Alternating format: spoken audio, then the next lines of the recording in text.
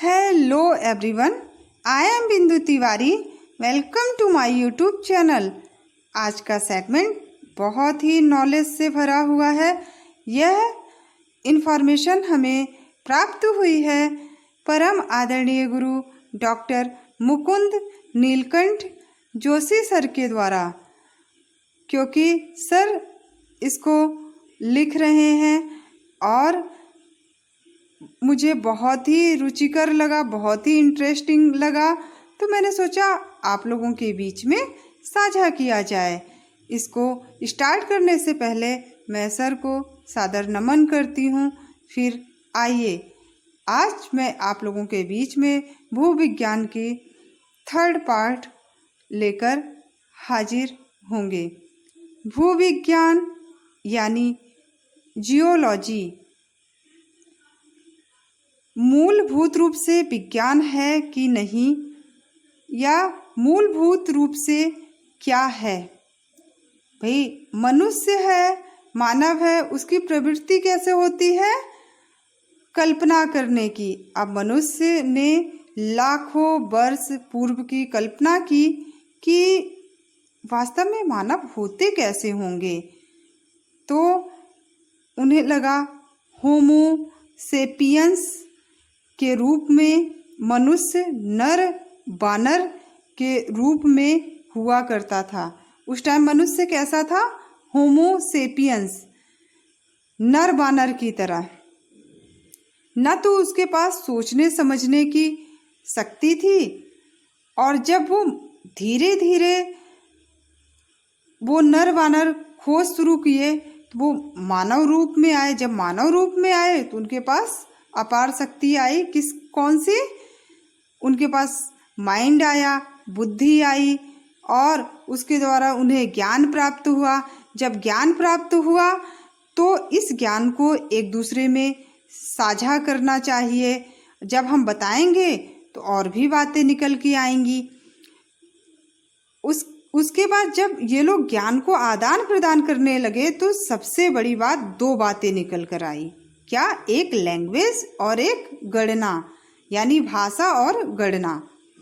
अब भाषा गणना जब शुरू हुआ तो भाई, जब धरती पर भाई पशु पक्षी जानवर भी हैं, पशु भी हैं। अब इन्होंने ध्वनि के माध्यम से क्या करना शुरू किया? भाव प्रकट करने की क्षमता आ गई इनके अंदर। और फिर जब ये क्षमता आई तो इन्होंने, अब इनके मन में विचार आने लगे। इस विचार को संप्रेषण कैसे किया जाए, कम्युनिकेट कैसे किया जाए, इसके लिए ज़रूरी क्या है? आपके पास भाषा होगी तभी तो आप कम्युनिकेशन, आपकी स्किल डेवलप हो सकती है। आप दूसरे से कम्युनिकेट कर सकते हैं, अदरवाइज नहीं कर सकते हैं। तो आपकी जो लैंग्वेज है, यही एक मीडियम है कि आप दूसरे से बातचीत कर सकते हैं। मनुष्य ने अपने आसपास की वस्तुओं और घटनाओं को देखा तो उन्हें प्रकट करने के लिए ध्वनि को अक्षरों का रूप देकर, अक्षरों के संयोग से शब्द निर्माण करना प्रारंभ किया। फिर उन्हीं शब्दों को जोड़कर क्या बनाना शुरू किया? भाई लेटर है, लेटर को इन्होंने योग कर लिया, ऐड कर लिया। फिर ऐड करने के बाद सेंटेंस बनाना शुरू कर दिया, यानी एक वाक्य बनाना इन्होंने शुरू कर दिया। और जब वाक्य बनाना प्रारंभ कर दिया शब्दों को जोड़कर, तो क्या डेवलप हो गई? भाषा आई और एक लैंग्वेज डेवलप हो गई। अब अमुक वस्तुओं के लिए, जो वस्तुएं बोल नहीं पाती हैं, उनके लिए कैसे किया जाए? तो इन्होंने अक्षर का प्रयोग,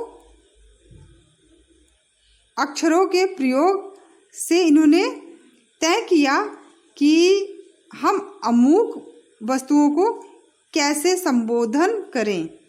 तो जैसे पा प्लस नी क्या हो जाता है? पानी। अब इन्होंने दो लेटर को जोड़ा, पा प्लस नी, पानी हो गया। आपका एक वर्ड तैयार हो गया, एक शब्द आपका तैयार हो गया। और ऐसे और चीज़ों के लिए इन्होंने शुरू किया, जैसे हा प्लस वा, तो क्या हो गया हवा। अब अक्षरों के समूह, लेटर के ग्रुप से एक आपका क्या बन गया पद।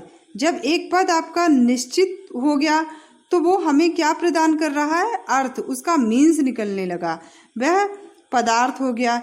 इस प्रकार विश्व के विभिन्न जो मानव समूह में क्या हो गए, जो भाषाएं हैं वो विकसित होने लगी, लैंग्वेज डेवलप होने लगी। पर इसके साथ ही अंकों का विकास और गणना करने की शक्ति भी विकसित हुई। भाई जब आपके पास लैंग्वेज आ गई तो अब आपको भाई गणना भी करना आना चाहिए। अंक आ गया तो आपने गणना करना शुरू कर दिया, आपके पास एक पावर डेवलप हो गया। और तो भाषा और गणित ये दो ऐसे ज्ञान हैं आपके पास, इसके दम पर आप कुछ भी कर सकते हैं। फिर मनुष्य ने देखा कि संसार में जो कुछ भी है वह दो रूप में है, एक पदार्थ या वस्तु के रूप में और दूसरा क्या है, शक्ति यानी पावर के रूप में। दोनों का ही अध्ययन उसने प्रारंभ किया। शुरुआत में तो हर चीज के बारे में केवल कुछ ज्ञान या समझ थी, पर जैसे जैसे यह ज्ञान बढ़ने लगा, वे मानव की प्रवृत्ति कैसी होती है, वो हमेशा कुछ नया खोजने का प्रयास करता, हमेशा रिसर्च करता रहता है। वैसे वैसे ज्ञान की शाखाएं विकसित होने लगी, इसकी न्यू ब्रांचेस आने लगी।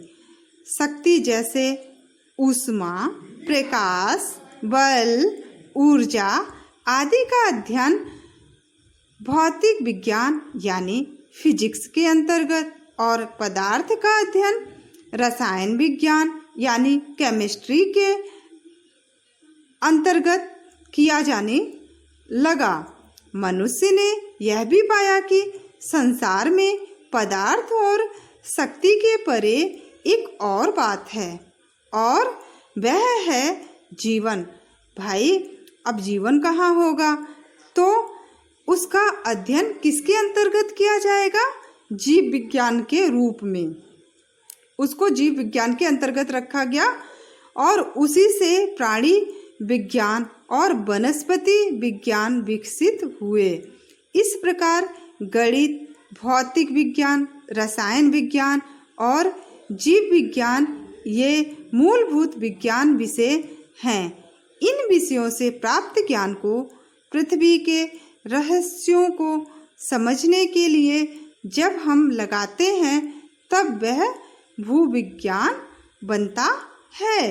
इस प्रकार भूविज्ञान एक प्रयुक्त विज्ञान एप्लाइड साइंस है।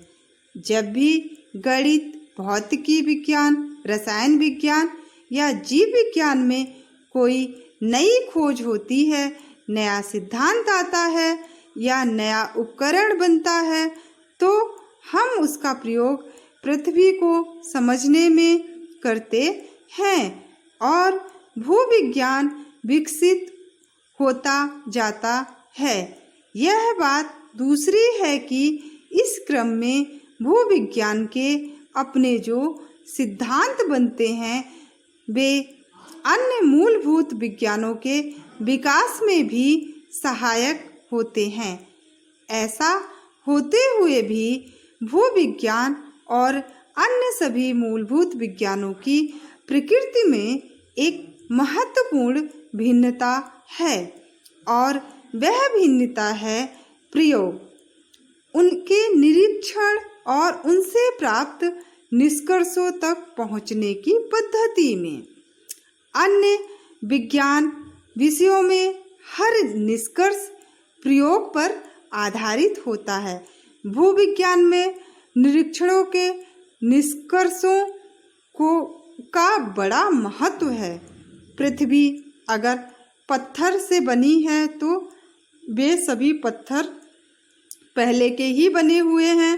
भाई ये तो मानव की कल्पना है, हमारे सामने नहीं बन रहे और ना हम उन्हें प्रयोगशाला में बनाते हैं। इसीलिए उनके बनने की क्रिया के बारे में विज्ञानी जो कहते थे उसे प्रयोगों से नहीं सिद्ध कर सकते थे।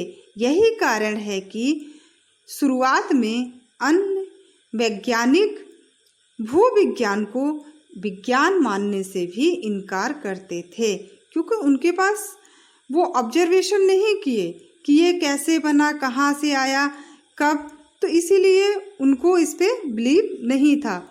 उदाहरण के लिए वेगेनर नाम के एक वैज्ञानिक ने केवल निरीक्षणों के आधार पर यह कहा कि आज के सारे महाद्वीप पहले एक दूसरे से जुड़े थे और बाद में वे टूटे, अपनी जगह से चले और आज के रूप में आए।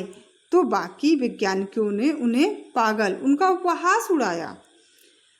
महाद्वीप चल सकते हैं भाई, उन्हें लगता था कि महाद्वीप चल नहीं सकते, यह सोचना भी पागलपन ही लगता था। आज परिस्थिति बदल चुकी है।